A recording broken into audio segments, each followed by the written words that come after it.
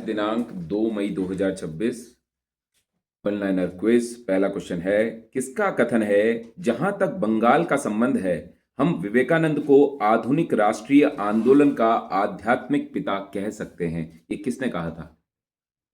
सुभाष चंद्र बोस ने कहा था जहां तक बंगाल का संबंध है हम विवेकानंद को आधुनिक राष्ट्रीय आंदोलन का आध्यात्मिक पिता कह सकते हैं। बहुत ज्यादा प्रेरित थे विवेकानंद से। 14-15 साल की उम्र तक सुभाष चंद्र बोस ने सब कुछ पढ़ डाला था, विवेकानंद का लिखा बोला सब कुछ पढ़ डाला था। बहुत ज्यादा प्रभावित थे इन्होंने। इनकी इंडियन स्ट्रगल एक बुक है, इंडियन स्ट्रगल सुभाष चंद्र बोस की ही बुक है। उसमें इन्होंने कई चीजें मेंशन की है। अपने जेल के दौरान जो इनको पीड़ाएं हुई थी उनका भी वर्णन इन्होंने किया है उस बुक में। जेल प्रवास में इन्हें मांडले जेल में इन्हें भी रखा गया था, जहां तिलक को रखा गया था ना, धूल भरी जगह थी, बीमार पड़ गए थे काफी। तो ये सब उन्होंने डिटेलिंग की थी। विवेकानंद के साहित्य से प्रेरित बोस ने उन्हें पूर्ण पुरुषोचित व्यक्ति कहा, अ फुल मैस्कुलिन पर्सनैलिटी ये कहा था, और राष्ट्र की आत्मा को जगाने वाला आदमी ये कहा था सुभाष चंद्र बोस ने विवेकानंद को। 1897 में रामकृष्ण मिशन की स्थापना की थी। रामकृष्ण मिशन की स्थापना की थी विवेकानंद ने। विवेकानंद के गुरु का नाम था गदाधर चट्टोपाध्याय, मतलब मूल नाम उनका था रामकृष्ण परमहंस का मूल नाम था गदाधर चट्टोपाध्याय, और दक्षिणेश्वर में काली मंदिर के वो पुजारी थे। वास्तविक रूप से ईश्वर के दर्शन करने वाले व्यक्ति थे वो। विवेकानंद को नहीं हो पाए थे वो दर्शन। जो आध्यात्मिक अनुभूति रामकृष्ण परमहंस को हुई थी वो नहीं हुई थी विवेकानंद को अंतिम समय तक भी, हालांकि वो शिष्य थे उनके। जिस तरह मैं तुझे देख रहा हूं वैसे ही उसी तरह मैं भगवान को देख सकता हूं, ये कहा था विवेकानंद से। किसने? रामकृष्ण परमहंस ने। और एक बार टच किया था रामकृष्ण परमहंस ने विवेकानंद को, केवल छुआ था। ईश्वर के दर्शन करने हैं पूछा था, हाँ करने हैं बोला उन्होंने। छुआ तो पागल से हो गया नरेंद्र, मतलब विवेकानंद। नेक्स्ट अगला क्वेश्चन है, ऋग्वेद के किस मंडल में देवी सूक्त में वाक शक्ति की उपासना दी गई है? देवी सूक्त में वाक शक्ति की उपासना दी गई है। वाक शक्ति, बोलने की शक्ति। 10वें मंडल में 125वां सूक्त। बहुत बढ़िया। 10वें मंडल के 10th मंडल के 125वां सूक्त। ठीक, यहीं पे हमें गायत्री मंत्र वगैरह का भी वर्णन मिलता है। तो रचयिता वाक आम्भृणी है, जो ऋषि अम्भृज की पुत्री हैं, वाक आम्भृणी। इन्होंने कहा है देवी सूक्त में वाक शक्ति की उपासना। और किसने बनाया है ये? वाक आम्भृणी। ये लेखक हैं, स्त्री है ये, और ऋषि अम्भृण की पुत्री है। इस सूक्त में देवी ने स्वयं की ही उपासना परब्रह्म के रूप में की है। तो मतलब आत्मस्तुति का वर्णन है इसमें 10वें मंडल के 125वें सूक्त में। नेक्स्ट अगला क्वेश्चन है, दही बड़ा में कौन सा समास है? दही बड़ा, दही बड़ा तत्पुरुष समास, तत्पुरुष समास। दही और बड़ा है ना, दही और बड़ा, दही बड़ा। नेक्स्ट, हिरण्य किसका पर्यायवाची शब्द है?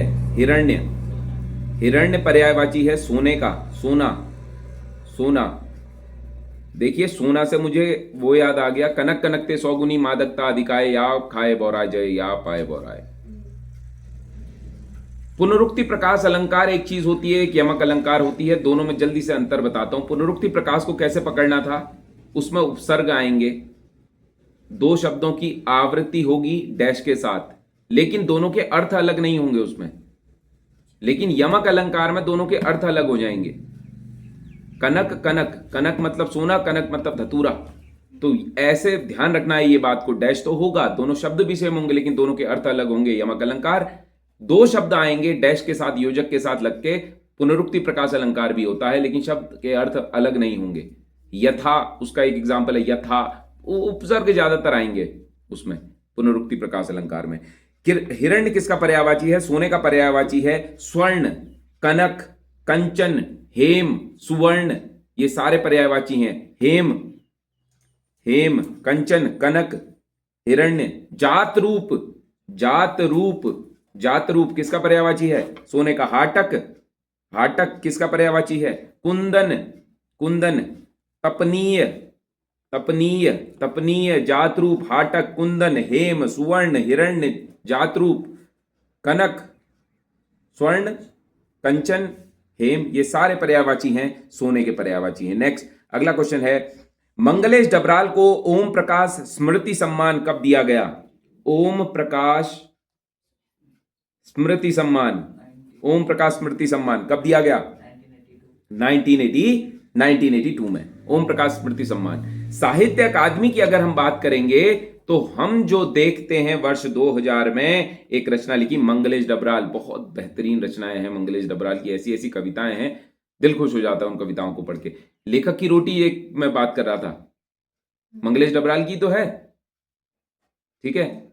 जो रोटी बनाता है वो कविता नहीं लिखता, जो कविता लिखता है वो रोटी नहीं बनाता, लेकिन दोनों में कुछ ऐसा संबंध है कि रोटी खाते हुए लगता है कविता लिख रहा हूं और कविता लिखते हुए लगता है कि रोटी खा रहा हूं। तो लेखक की रोटी मंगलेश डबराल। तो मंगलेश डबराल हम जो देखते हैं इस रचना के लिए वर्ष 2000 में साहित्य अकादमी पुरस्कार मंगलेश डबराल को मिला, ओम प्रकाश स्मृति सम्मान 1982 में। नेक्स्ट अगला क्वेश्चन है, संवैधानिक सभा की प्रथम बैठक कब हुई? संवैधानिक सभा की प्रथम बैठक, संवैधानिक सभा की प्रथम बैठक हुई 9 दिसंबर 1946 में। 9 दिसंबर 1946 में।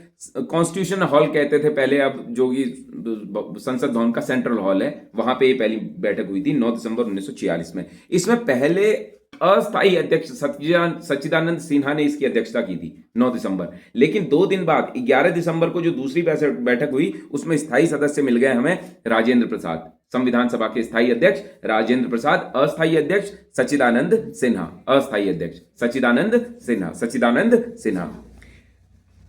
इस संविधान जो बैठक हुई थी 9 दिसंबर 1946 में, इसमें मुस्लिम लीग ने प्रतिभाग नहीं किया।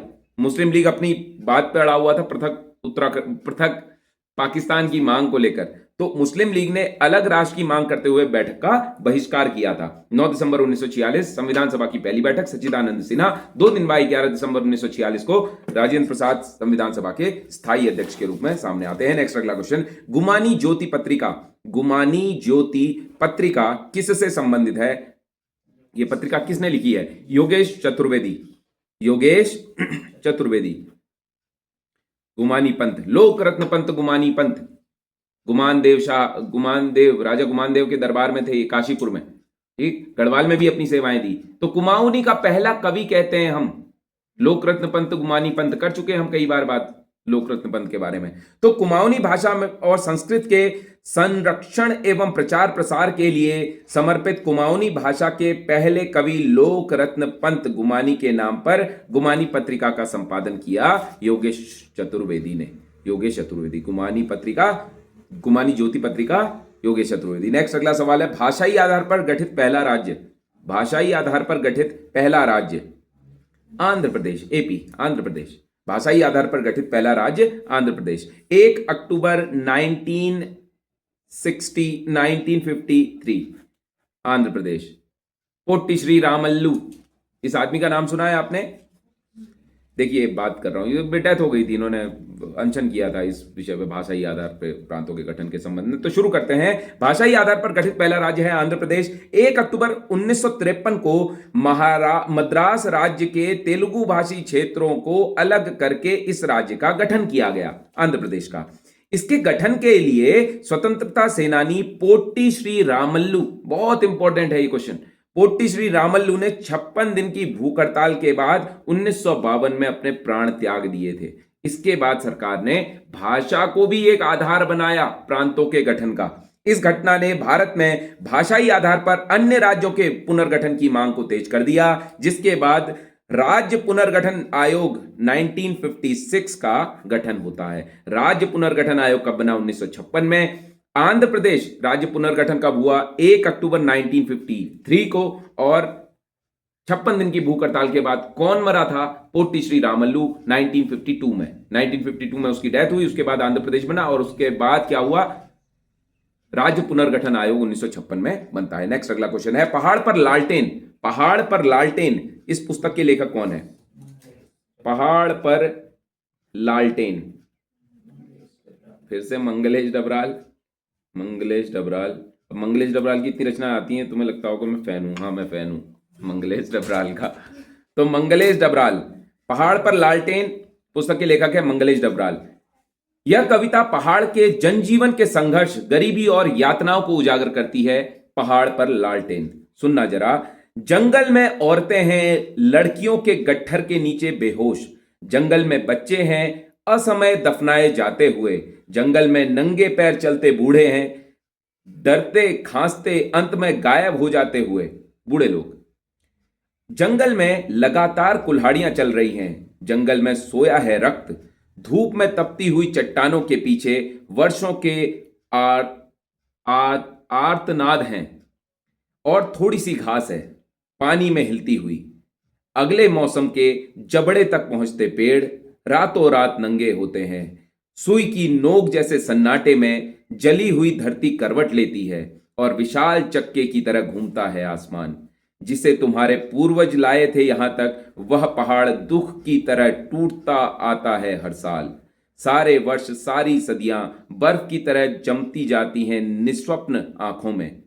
तुम्हारी आत्मा में चूल्हों के पास पारिवारिक अंधकार में बिखरे हैं तुम्हारे लाचार शब्द, अकाल में बटोरे गए दोनों जैसे शब्द।